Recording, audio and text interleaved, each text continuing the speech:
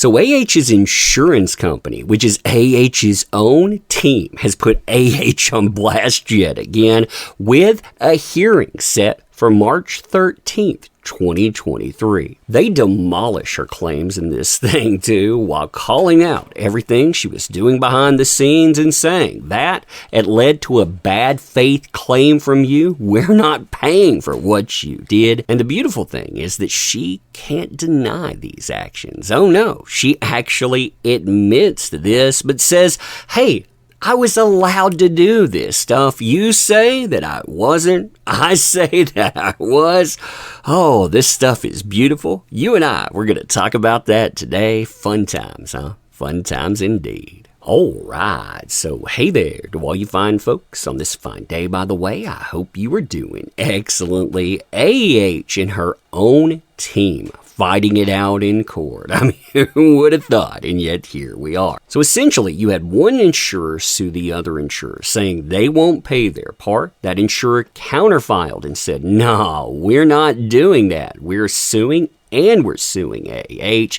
Well, AH counterfiles against them too. And here we are. They're answering AH's claims. Now, the insurer that is suing and refusing to pay says that AH actually admits to wrongdoing. And remember, between the two insurance companies, we're talking about millions, $8 to $15 million paid in, all told. Well, the insurance company is saying AH has unclean hands in all of this. Essentially, we got to choose a lawyer. We're paying for this. We want the people we think will win. Well, she ousted them unceremoniously, I might add. She didn't fire them. She wrote them out of the case. Basically, didn't include them on anything else. So they couldn't function in that. And guess what? They say that she's admitting to this too. I mean, you can see that right here. AH's amended answer and counterclaim allege that she did not fully accept the defense proffered by the insurance company because it was impossible to do so, and that her opposition confirms that she was not required to accept the defense offered by said insurance company. Her opposition further confirms that her alleged entitlement to recovered defense costs consisting of expenses without New York Marines' consent is likewise based on New York Marines' own alleged breach or failure to provide independent counsel. Thus, they note, AH's entire opposition to the insurance company's motion is predicated on the erroneous assertion of entitlement to independent counsel, aka she thought that she could pick out her own lawyers, that she could knock out who we said that we would pay for. She figured she could do whatever she wants when she lost, and she lost with actual malice, saying that she did these things and she did it deliberately. We don't have to pay. Now, as far as the breakdown of the argument is concerned, the insurance company says, well, it's interesting because the court, they've already ruled in our favor. Now, this was a ruling about the other insurance company, mind you, but there was still a ruling, and it talked about what exactly was here. So this argument that she's using, it's not only a weak one, they contend, but it's one that's already been decided on, and they call out them for this stuff too. They say, yeah, you've got an expansive argument. You have a quantity argument, not a quality one, though. That's been something that we have seen over and over again from her legal teams. They say a lot of things, but they don't say anything when they go through it. And they're saying, you don't understand our position, you misapply the law, and the way that they're doing this is by alleging conflict of interest. They're saying, well, California law, not Virginia law, and they're saying, no, you can't say that, AH. They say there's not a conflict of interest. Why?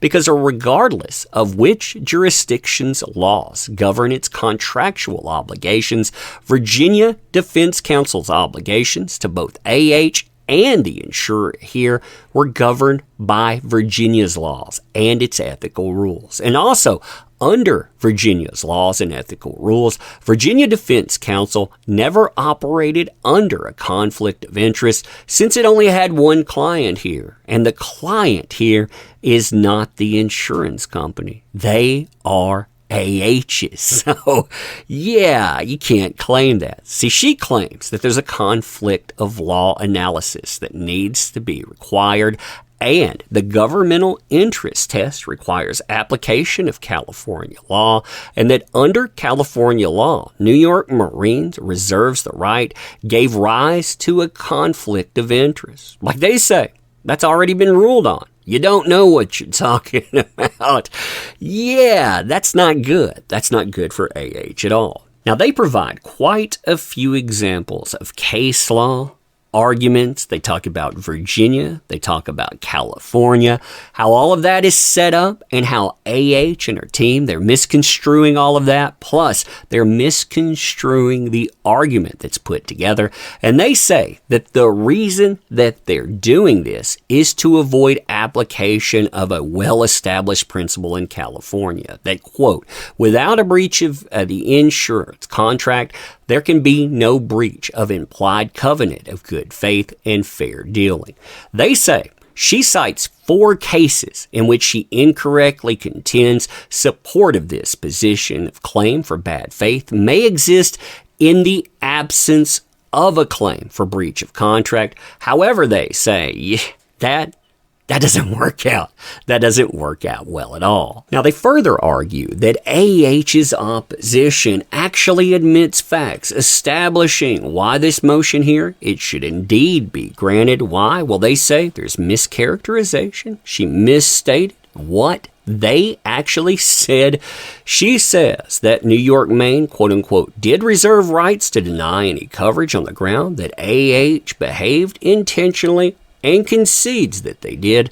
They say, nah, we never did that. And also, that's a mischaracterization on what our letter there actually states. Now, there's a lot more to this argument, too. We can go through the entire document in live stream. You should check out Laura B's channel to go in depth into this, too. And DUI Guy has been doing a great job going over these filings as well. But you have a date here, March 13, 2023. Mark it on the calendars because this is going to be an important date. After that, we're going to see how this stuff plays forward. And depending on how things work forward after that, this may well end up going to jury trial. If it does go to jury trial, it is going to play out in December 2023.